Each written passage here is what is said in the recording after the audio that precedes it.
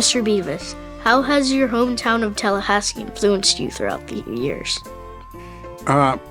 Wyatt, when I grew up here, raised here, we were still a small little town.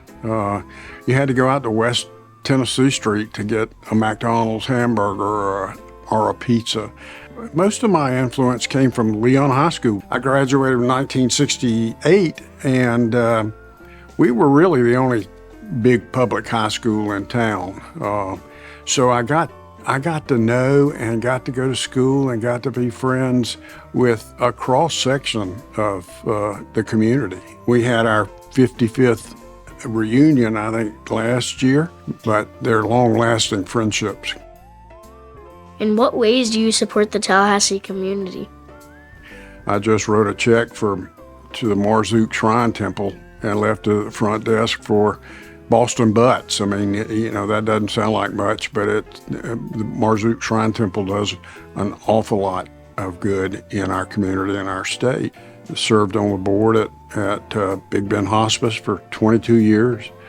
My years at hospice was very, very rewarding.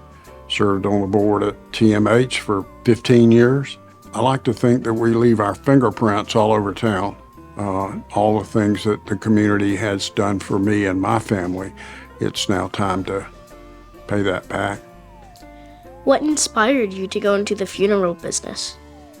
My daddy was in the funeral business. At one time, he was the youngest funeral home owner in Florida. We lived above the funeral home.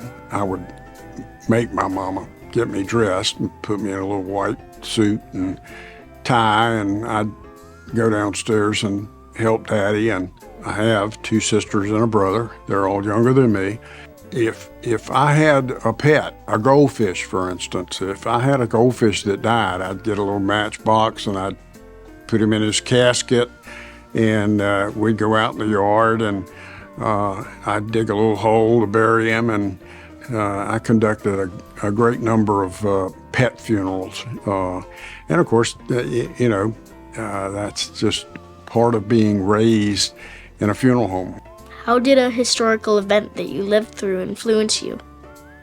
Probably the year 1968. We were right in the middle of the Vietnam War.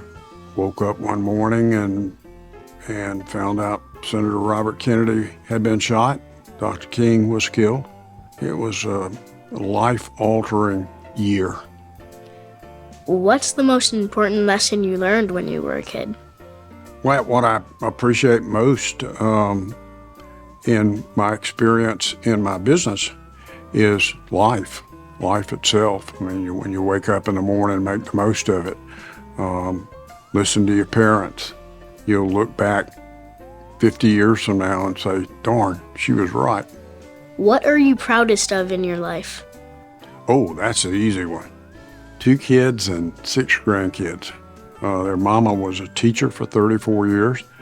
Thankfully, she took care of the academics. I took care of the hunting and fishing. But yeah, my 2 kids and my 6 grandchildren we're very proud of all of them. What do you still want to accomplish?